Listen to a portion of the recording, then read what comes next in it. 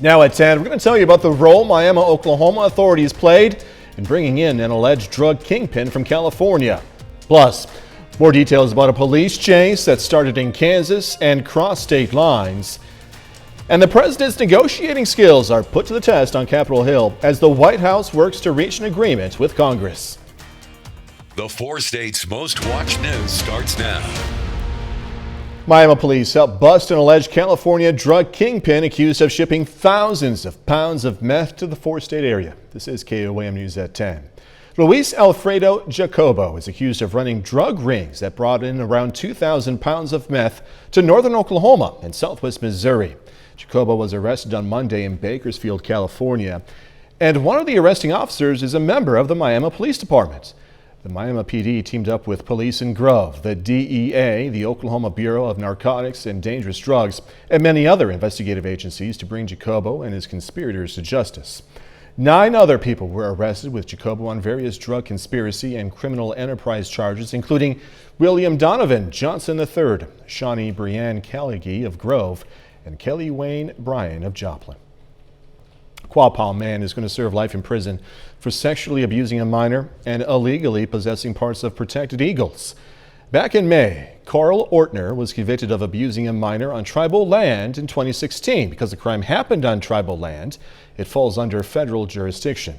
In addition to the sexual abuse, Ortner was convicted of possessing feathers, talons, and heads from 7 bald eagles and 7 golden eagles. In addition to life in prison, a U.S. district judge ordered Carl Ortner to pay a $100,000 fine. Crawford County Sheriff says one of the suspects in a pursuit nearly hit a deputy during the chase. This is an update to a story we brought you yesterday. That chase started around noon when Crawford County deputies say they tried to stop a suspected stolen car. The driver didn't stop, and that's when the sheriff says the deputy tried to deploy stop sticks and was nearly hit by the fleeing car. After a chase that ended in a bean field in rural Barton County, Missouri, authorities arrested 2 people. One of the suspects, Justin Cochran of Pittsburgh, has already been charged in Missouri. Charges are still pending in Kansas, however. Police say the car they were driving was confirmed stolen out of Joplin. Doug Heddy joining us now. No complaints, really. Lucky you. Yeah, that's always a good sign when you're not getting complaints. But any time on a Friday, it's usually pretty good, especially heading into the weekend. Today was pretty good, actually. We had a decent amount of sunshine. Temperatures great, upper 70s, a little bit above our normal high of 76 degrees. And most of us have been dry. We squeezed in those high school football games with just a few scattered thunderstorms, but these are going to start to ramp up as we go through the next few hours. Look at this little cluster, Lawrence County, Berry County, stretching back into a little bit of McDonald County. And then these little guys are starting to pop up. So we're going to have scattered showers, thunderstorms increasing. These are going to be hit and miss, but increasing throughout the overnight hours into the early morning hours. A little bit of a break, and then another bigger batch is going to roll in by late morning. So of course we're going to break this all down for you coming up here in just a bit. Doug Heddy, thank you.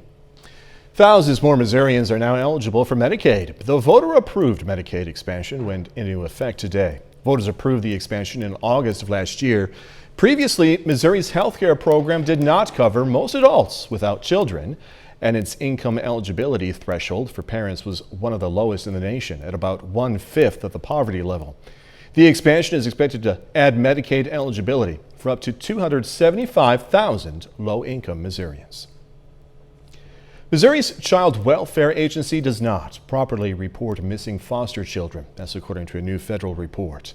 The report from the U.S. Inspector General's office also found that the agency does little to ensure that kids who were missing and are now found do not go missing again. The federal agency recommended that Missouri develop strategies for identifying foster children who are at risk of going missing and better monitor caseworkers to ensure they follow reporting requirements involving foster children. That is a look at our top stories and weather. In the first 7 minutes of KOAM News at 10. Still ahead, President Biden's negotiating skills put to the test as talks continue on the massive reconciliation bill. President Biden traveled to Capitol Hill this afternoon for a brief meeting with House Democrats as he tries to put his negotiating skills to the test. At stake, his infrastructure agenda. He told reporters this afternoon Democrats are going to get it done. But the question remains, when? Natalie Brand has the latest on the negotiations from Capitol Hill.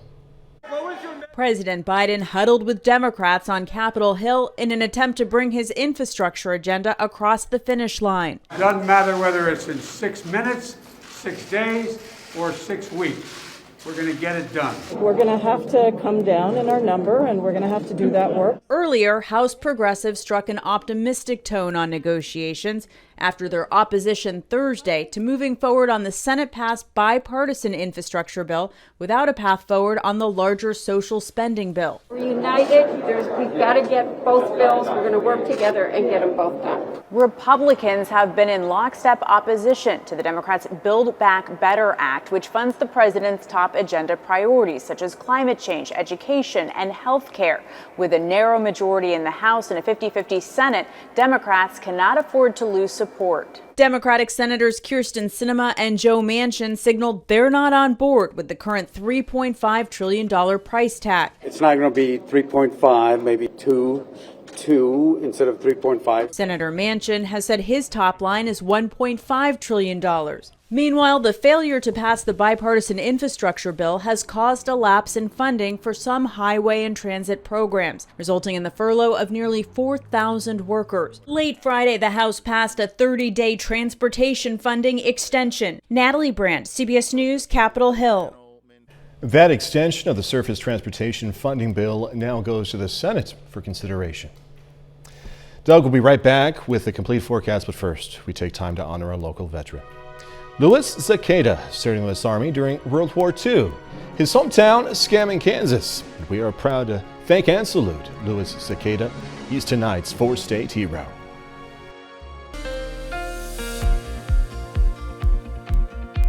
Well, it definitely turned out to be a pretty good day for us today. Temperatures upper 70s to near 80 degrees. Most of us across the region stayed dry. We did get some scattered hit and miss storms. Mainly in southwestern parts of Missouri, but at least we squeezed in most of the high school football games, which is great because we do have additional showers and thunderstorms, which are going to work in our direction over the next few hours and really lasting into tomorrow. Great live shot, Indigo Sky Casino and Resort. It's been decently quiet throughout the evening hours, but you can see this little cluster that has been kind of ongoing in southwestern Missouri, northwestern parts of Arkansas. Just light showers, a few random little thunder showers, really from Mount Vernon, Monette, and then stretching extreme southeastern parts of Newton County, and then this works into Berry County as well. Let's go a little bit farther to the west. So we're going to go into southeastern Kansas, northeastern Oklahoma. Starting to get a few light little tiny thunder showers popping up. Here's Oswego, Parsons, Erie, Coffeyville. We're going to have these hit and miss storms that continue to pop up as we go through the overnight hours. Again, you can see they're hit and miss, but underneath them, we're going to get some decent amounts of rain. So here's 1:30 in the morning. Scattered showers and thunderstorms through the overnight hours. This is kind of batch number one, and then we're going to get a break, and then we'll get a second batch, which will start to develop late morning into the early afternoon. This will be an additional batch of showers and thunderstorms across the region. You can see this right here. It's already developing. So right through the panhandle of Texas, it's that batch of rain that's going to rotate out with this upper level low. You can see the twist in the radar. So as this little twist rolls over us, it ups our chances for rain as we go through the next 24 hours. So again, for us tonight, hit and miss, little scattered thunderstorms into the morning hours, a brief break, late morning, early afternoon, a big batch of showers and thunderstorms roll through. It's not going to be the best of days, but most of these are going to roll out by the evening hours. We'll get a few that rotate back in, but I think majority of the evening is shaping up pretty good. But check this out. This system rotates through, and as we head into Sunday, we get sunny skies. Look at our temps. Right into the mid, to upper 70s. So Sunday definitely is going to be a great day on tap for us. 79 tomorrow, 79 Sunday. The first week of October, not too bad. We're going to hang out in the upper 70s to lower 80s and mainly dry. Beautiful Sunday. Yeah, looks good. Yeah. All right, Doug Eddy, thank you. Empty Bowls pre-sales are underway. Empty Bowls is an annual fundraiser in which patrons buy a handcrafted pottery bowl, enjoy a serving of soup, and then have an empty bowl. Why? To take home and remind them that someone somewhere is hungry. You can purchase your bowls at Joplin Greenhouse and Coffee Shop on 32nd Street in Joplin. This event supports organizations that feed people like Mission Joplin, We Care of the 4 States, Hope Kitchen, and Watered Gardens. The Miami, Oklahoma High School band today boosted the spirits of the frontline heroes over at Integris Hospital. The band gave a special performance to workers to honor their tireless efforts providing care during the pandemic. One band member says it's nice to give back. The Miami band performed at the South Entrance Circle Drive of the hospital. Good idea, guys. All right, Doug and I are getting out of here so we can turn it over to the sports department. Friday night football action straight ahead. Watching 4 State Friday Night, proudly sponsored by Labette Health, GN Bank, and KOAM. What's up, everybody? Welcome into Week 6 of 4 State Friday Night. I'm KOAM Sports Director Jacob Leonard, and we're going to start tonight's show in Southwest Missouri. There are just 2 unbeaten teams remaining in the COC, the Joplin Eagles and the Carthage Tigers. Now, those 2 teams play each other next Friday. First, though, they both try to stay unbeaten here in Week 6. And we'll start with Carthage. Battle of the Tigers here, with Carthage hosting Willard. A first drive for Carthage quarterback Caden Cabance. Around the left side, big gain for Cabance inside the Willard 20. Moments later, Luke Gall finishes the drive with a 1-yard score. Carthage goes up 7. Later on in the first, Gall back to work on the ground. Through some heavy traffic here. Gets away for the 14-yard touchdown to push the lead to double digits. Willard tries to respond. Check it out. 4th and 2. They go for the fake punt, and it works. Owen Bushnell carries it 37 yards down to the Carthage 26. But early second quarter, another 4th down here for Willard. Micah Lindsay blows it up. Carthage takes over on downs. Carthage would go on to roll from there to get to 6-0, 42-7. As for the Joplin Eagles, they try to stay perfect tonight on the road against Republic. No problem for Joplin. They win 45-14. So now, we get the big one next week. 6-0 Joplin plays 6-0 Carthage next Friday. To Webb City now, the Cards 3-2, trying for back-to-back wins tonight against Branson. Cardinals in control all night long. Here in the third, Gavin Stoll barrels in for the 1-yard score. Webb City up big at that point. Now ensuing kickoff, Branson comes up with a nice return. Cooper Saxton scoops it at about the 18. Makes it all the way back to about midfield before being brought down. Now in the fourth, same drive, Pirates trying to get on the board with a field goal. But Brenton Wilson gets a hand on it. That was Branson's last chance to score. Webb City gets the shutout over the Pirates, 38-0.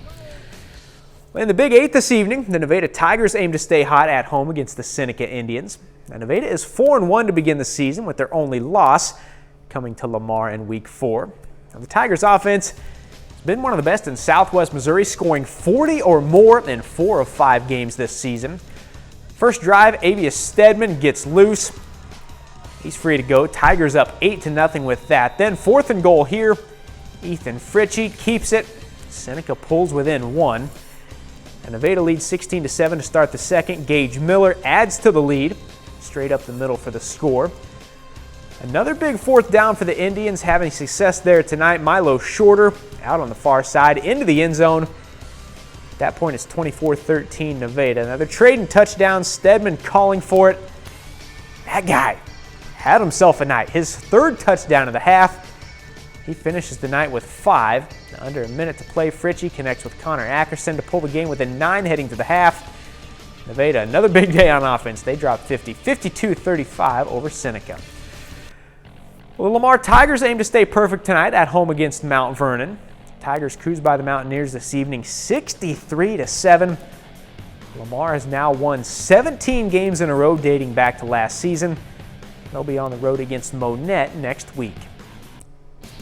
The McDonald County Mustangs, fresh off a dominating win over Seneca, back at home against East Newton tonight. McDonald County rolls 35-13. Mustangs now 5-1 overall this season. They'll host Reed Spring next Friday. The Pittsburgh Purple Dragons picked up a much-needed win last week, going on the road and beating former SEK rival Fort Scott 43-14. And with that win, the Purple Dragons got back to an even 500 with a 2-2 record through 4 games. Pittsburgh at home again this week, facing Wichita South, aiming for back-to-back wins for the first time this season. Final minute of the second quarter, Cooper Hayden pushes his way over the goal line for the Pittsburgh score. We'll skip ahead to the 4th now. TJ Neal shakes off one guy, dives into the end zone. Pittsburgh, though, goes on to get the win by 15, 35-20 over Wichita South. The Chanute Blue Comets hit the field tonight for an SEK showdown against Independence. Both teams are 3-1 to enter the night. They're both on a 3-game winning streak. Tonight, though, Blue Comets keep their winning streak alive with a big shutout, 44-0. We're at our one and only break here on 4 State Friday night. When we come back, Frontenac and Galena hit the field at home in Week 2 of district play. Plus, Neosho and Carl Junction square off in CJ. We're going to have those highlights and more after this. Tonight is a big night for the Galena Bulldogs. Galena is at home against Caney Valley tonight in Week 2 of district play. Now, the Bullpups are the only unbeaten team in the district coming into the night with a 4-0 record. Galena, meanwhile, on a 3-game winning streak since losing their season opener to Commerce, Oklahoma in September. Picking this one up at halftime, Brett Sarwinski throws it up to Tyler Little. Nice grab there. A couple plays later, Dawson Mooney takes the handoff and runs it in for the Bulldogs. Puts them up 32-16. Still in the 3rd here. Handoff for Caney goes to Trey King. Check it out. He's carrying defenders on his back. Gets the first down. Caney gets into the red zone. But Galena comes up with a big hold with this Tyler Little sack. They force the turnover on downs. Then in the 4th quarter, Caney has it within striking distance again, but they fumble it. Recovered by Isaiah Dunaway. 5 minutes left in the game. Caney would punch one in on this Baylor Thornton touchdown. That cuts the Galena lead to 2 touchdowns. Not going to be enough, though. Galena hands Caney its first loss, 38-22. Now, the Girard Trojans 4-0 for the first time since 1999 on the road against Prairie View. Prairie View also undefeated through 4 games. It's Girard, though, another big win. Final score in that one, 38-15. The Trojans will be on the road for the 3rd consecutive week next Friday at Burlington. Well, supposed to be a big one tonight in the Big 8 in Missouri. Aurora and Hollister both 4-1, but due to weather, that one has been postponed. Instead, they'll play Sunday afternoon at 2. The Carl Junction Bulldogs are at home tonight for a COC matchup against Neosho. Now, Carl Junction just went through the toughest part of their schedule, with Carthage, Joplin, and Webb City being 3 of their last 4 games. The Bulldogs have made it through the first 5 with a 2-3 record. Early on, Jordan Woodruff on the receiving end here. He'll get Carl Junction down inside the 10. Dexter Merrill finishes the job for the Bulldogs. Gets around the far side, just gets in. CJ takes the early lead. Carl Junction getting it done on defense as well. Here, Aiden Bard makes the nice play to break up the pass, and moments later, Bulldogs force a turnover. It'll be Chance Benford getting up for the pick. He's going the other way. Gets deep in Neosho territory, and that was pretty much how the rest of the night went. Carl Junction rolls by Neosho this evening, 49-7. Well, it's been a tough start to the season for both the Fort Scott Tigers and Labette County Grizzlies. Both teams are 0-4 through the first 4 weeks of the year. Now tonight, 2 teams meet in Altamont, with the winner going home with their first win of the season. First quarter, Fort Scott gets an early turnover. Chase Heyer comes up with the interception. Then Canyon Umpenauer runs into the end zone for the first score of the game. Fort Scott up 7-0. Now Labette on the goal line now. This will be Luke Ryan getting through the line to score. That ties it before half. Fort Scott gets their first win against Labette County tonight, 19-15. Well, that is all the time we have here tonight. Be sure to switch over to our sister station, Fox 14, at 11 o'clock for Press Box. That show is 30 minutes, all football. We'll have even more high school football highlights and scores from all across the area. For now, though, we got to run. Thanks for staying up with us. We'll see you right back here next Friday.